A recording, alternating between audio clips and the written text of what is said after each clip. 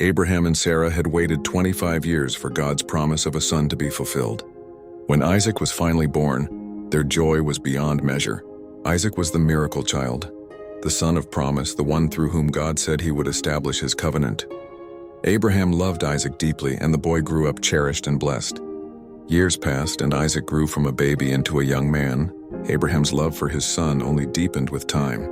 Isaac represented everything Abraham had hoped for, the fulfillment of God's promise and the future of his family line.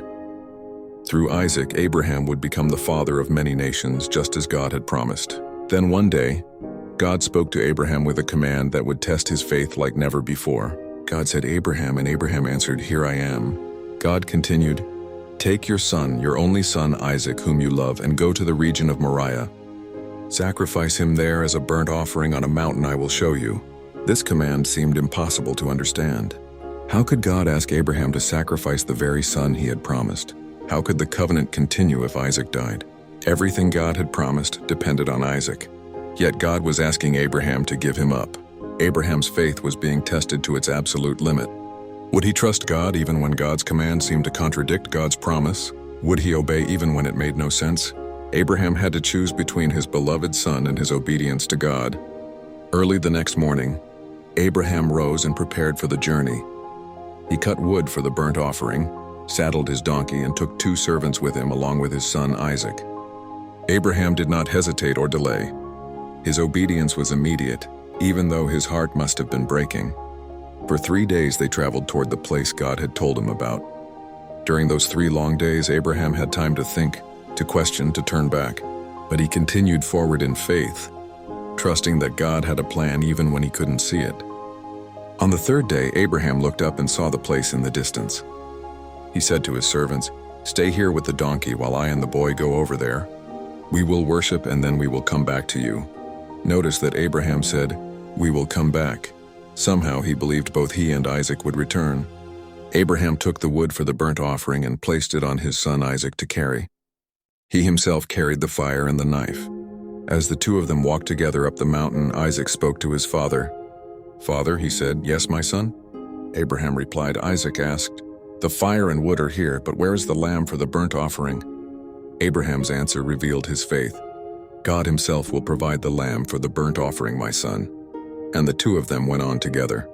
Abraham trusted that somehow, some way, God would provide. When they reached the place God had told him about, Abraham built an altar and arranged the wood on it. Then with trembling hands he bound his son Isaac and laid him on the altar, on top of the wood.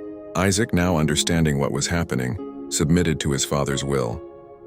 Abraham reached out his hand and took the knife to slay his son. But just at that moment, the angel of the Lord called out to him from heaven, "Abraham, Abraham!" The angel's voice rang out with urgency. "Here I am," Abraham replied. The angel said, "Do not lay a hand on the boy. Do not do anything to him.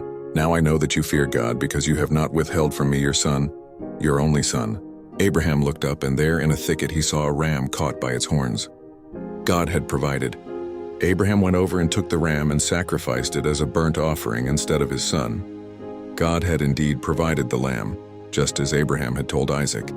Abraham named that place "The Lord Will Provide," and to this day it is said, "On the mountain of the Lord it will be provided." What seemed like an impossible test became a powerful testimony of God's faithfulness.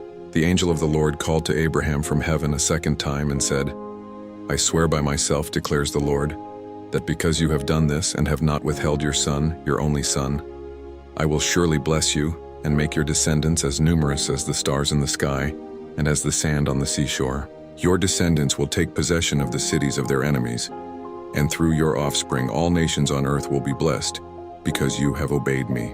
Abraham had passed the ultimate test of faith.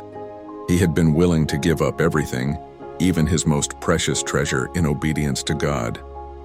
And because of his faithfulness, God confirmed and expanded his promises to Abraham and his descendants.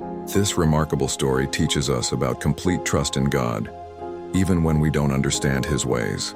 Abraham's willingness to sacrifice Isaac foreshadowed how God himself would one day offer his own son, Jesus Christ, as a sacrifice for the sins of the world.